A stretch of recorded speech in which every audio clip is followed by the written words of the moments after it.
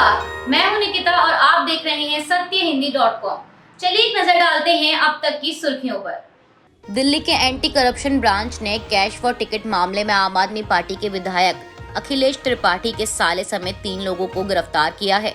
ACB ने विधायक के साले ओम सिंह और प्रिंस रघुवंशी, विधायक के पीए विशाल पांडे उर्फ शिवशंकर पांडे को गिरफ्तार किया है। दरअसल कमला नगर के वार्ड नंबर 69 में आम आदमी पार्टी की कार्यकर्ता शोभा खारी ने पार्टी से टिकट की मांग की थी और आरोप है कि एमएलए अखिलेश पति त्रिपाठी ने टिकट दिलवाने के बदले 90 लाख रुपए की मांग की थी। शिकायतकर्ता ने बताया कि उसने 35 लाख रुपए अखिलेश पति त्रिपाठी और 20 लाख रुपए वजीरपुर के विधायक राजेश गुप्ता को घूस के तौर पर दी थी। उन्होंने कहा कि बाकी के 35 लाख रुपए लिस्ट में नाम आने के बाद देने थे। शोभा खारी ने कहा कि लिस्ट में नाम नहीं आया तो उन्होंने इस बात की शिकायत विधायक अखिलेश पति त्रिपाठी के साले ओम सिंह से की तो उसने पैसे वापस करने की बात कही। शिकायतकर्ता ने बाद में इसकी शिकायत एसीबी से की और सबूत के तौर पर रिश्वत देने के समय का रिकॉर्डेड वीडियो भी एजेंसी को मुहैया करवाया। शिकायत मिलने के बाद एसीबी ने 15 नवंबर की रात को जब ओम सिंह अपने साथी शिवशंकर पांडे और प्रिंस रघुवंशी के साथ घूस के 33 लाख रुपए लेकर शिकायतकर्ता के घर पहुंचा, उसी समय एसीबी ने एक स्वतंत्र गवाह की मौजूदगी में तीनों को कैश के साथ रंगे हाथों गिरफ्तार कर लिया।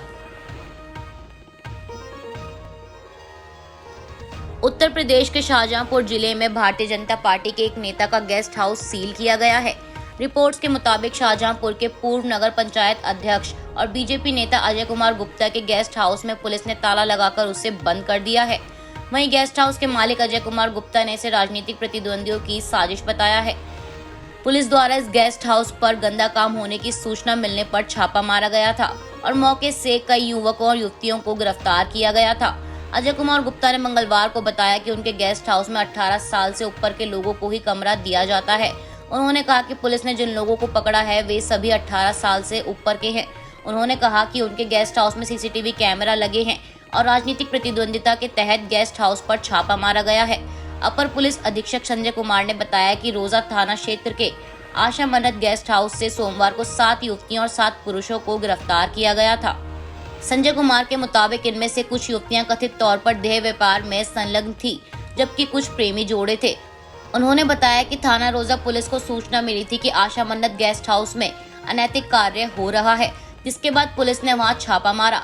कुमार ने बताया कि आरोपियों से हुई पूछताछ से पता चला है कि गेस्ट हाउस में मिली कुछ युवतियां देह व्यापार में लगी हैं। उन्होंने कहा कि जैसे ही पुलिस ने छापा मारा, होटल प्रबंधक अनूप कुमार और कुणाल गुप्ता और गेस्ट हाउस के मालिक अजय कुमार गुप्ता फरार हो गए।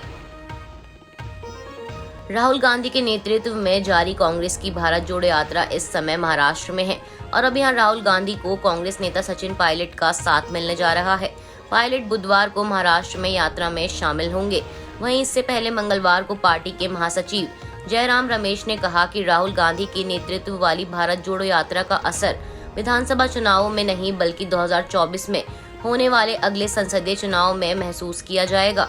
मंगलवार को मीडिया से बात करते हुए जयराम रमेश ने कहा कि आप पूछेंगे कि गुजरात या हिमाचल चुनाव पर क्या असर पड़ेगा, इसका कोई असर नहीं होगा। उन्होंने कहा कि भारत जोड़ो यात्रा का किसी वोट बैंक से कोई लेना देना नहीं है। इसका मकसद राजनीति से परे अलग है। यह राजनीतिक चोरों के खिलाफ राजनीतिक लोगों की यात्रा है। रामपुर विधानसभा सीट पर होने वाले उपचुनाव के लिए समाजवादी पार्टी ने आसिम रजा को अपना उम्मीदवार बनाया है। बता दें, आजम खान की सदस्यता रद्द होने के बाद रामपुर की सीट खाली हुई, जिसके बाद कल मंगलवार को रामपुर में हुई सपा की बैठक में ये फैसला लिया गया है। रामपुर में हुई बैठक में आजम खान और अब्दुल्ला आजम भी शामिल हुए। आसिम रजा को आजम खान का करीबी बताया जाता है। वहीं बीजेपी ने इस सीट पर आकाश सक्सेना को टिकट दिया है।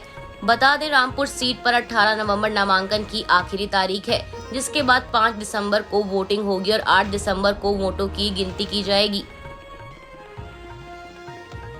अमेरिका के पूर्व राष्ट्रपति डोनाल्ड ट्रंप एक बार फिर राष्ट्रपति का चुनाव लड़ने के लिए तैयार हैं। साल 2024 में होने वाले चुनाव के लिए अपनी उम्मीदवारी की घोषणा करते हुए उन्होंने कहा, अमेरिका को फिर से महान और गौरवशाली बनाने के लिए मैं आज अमेरिकी राष्ट्रपति पद के लिए अपनी उम्मीदवारी की घोषणा कर रहा हूं। बता दें, साल 2024 में अमेरिका में राष्ट्रपति चुनाव होने जा रहे हैं। ऐसे में चर्चा थी कि डोनाल्ड ट्रंप अपनी दावेदारी पेश कर सकते हैं।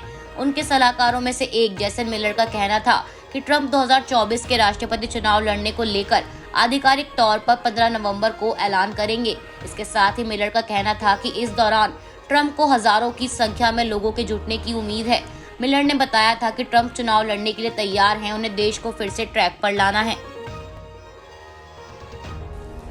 आरएसएस प्रमुख मोहन भागवत ने मंगलवार को कहा कि भारत में रहने वाला हर व्यक्ति हिंदू है और सभी भारतीयों का डीएनए एक है। छत्तीसगढ़ के सरगुजा जिले के मुख्यालय अंबिकापुर में संघ के स्वयंसेवकों के एक कार्यक्रम को संबोधित करते हुए उन्होंने कहा कि किसी को भी पूजा करने के तरीके को बदलने की जरूरत नहीं है, क्योंकि सब रास्ते एक ही जगह जाते हैं। भागवत ने आगे कहा, हम 1925 से कह रहे हैं कि भारत में रहने वाला हर व्यक्ति हिंदू है, जो भारत को अपनी माता मानता है, मातृभूमि मानता है, जो भारत में विविधता में एकता वाली संस्कृति को जीना चाहता है, उसके लिए प्रयास करता है। वह पूजा किसी भी तरह से करे, भाषा कोई भी बोले, खान पान रीति रिवाज कोई भी हो, वह हिंदू है। उन्होंने कहा कि एकमात्र हिंदुत्व नाम का विचार दुनिया में ऐसा है जो विविधताओं को एकजुट करने में विश्वास करता है। इसके साथ ही मोहन भागवत ने कहा कि हिंदुत्व ने सब विविधताओं को हजारों वर्षों से भारत की भूमि में एक साथ चलाया है। यह सत्य है और इस सत्य को बोलना है और डंके की चोट पर बोलना है। उन्होंने कहा कि संघ का काम हिंदुत्व के विचार के अनुसार व्यक्ति और राष्ट्रीय चरित्र का निर्माण करना और लोगों में एकता को बढ़ावा देना है। भागवत ने सभी की आस्था का सम्मान करने पर जोर देते हुए दोहराया कि सभी भारतीयों का डीएनए एक समान है और उनके पूर्वज एक ही थे। रूस ने एक बार फिर मंगलवार को यूक्रेन के कई शहरों में ताबड़तोड़ मिसाइलें दागी हैं। न्यूज एजेंसी एपी के मुताबिक हमले में रूस की कुछ मिसाइलें नाटो देश पोलैंड में जा गिरी। ये मिसाइलें पोलैंड के भीड़-भाड़ वाले इलाके प्रेज़वेदोव में गिरी हैं। ये इलाका यूक्रेन के बॉर्डर से सटा हुआ इलाका है, जिससे 2 लोगों की मौत हो गई। रूस यूक्रेन हमले में यह पहली बार हुआ है जब रूसी मिसाइलें पोलैंड में जा गिरी हैं। हमले के बाद पोलैंड की मीडिया ने जो तस्वीरें जारी की हैं, उनमें दिख रहा है कि जिस जगह रॉकेट गिरा है वहां पर इमरजेंसी सर्विस वाली गाड़ियों की मूवमेंट बढ़ गई है। पोलैंड पर रूसी हमले के बाद तनाव का बढ़ना तय है, जिसके चलते हमले के बाद पोलैंड ने अपनी सेना की टुकड़ी को मौके पर रवाना कर दिया। इसी बीच पोलैंड पर मिसाइल गिरने की खबर के बाद अमेरिका के रक्षा विभाग ने फौरन मीडिया को ब्रीफ किया। अमेरिकी रक्षा विभाग के प्रवक्ता ने कहा कि हम जानकारी जुटा रहे हैं, लेकिन ये तय है कि नाटो अपने एक इंच जमीन की रक्षा करेगा। वहीं पोलैंड के विदेश मंत्रालय ने इस हमले की पुष्टि भी कर दी है। पोलैंड सरकार ने स्थिति को देखते हुए आपातकालीन बैठक बुलाई। इस अटैक के बाद पोलैंड ने अपनी मिलिट्री की तैयारियां बढ़ा दी हैं और सेना को सतर्क रहने का आदेश दिया है। पोलैंड ने कहा है कि वो इस बात की भी जांच कर रहा है कि इस रॉकेट अटैक के बाद नाटो आर्टिकल लागू होता है या नहीं। इसके लिए विचार विमर्श चल रहा है। हालांकि रूस ने पोलैंड में गिरी मिसाइलों से पल्ला झाड़ लिया है। रूस का कहना है कि पोलैंड में नुकसान की जो तस्वीरें आ रही हैं, उनका रूसी हथियारों से कोई लेना देना नहीं है। अभी के लिए बस इतना ही। बाकी की खबरों के लिए जुड़े रहिए सत्यहिंदी.com के साथ।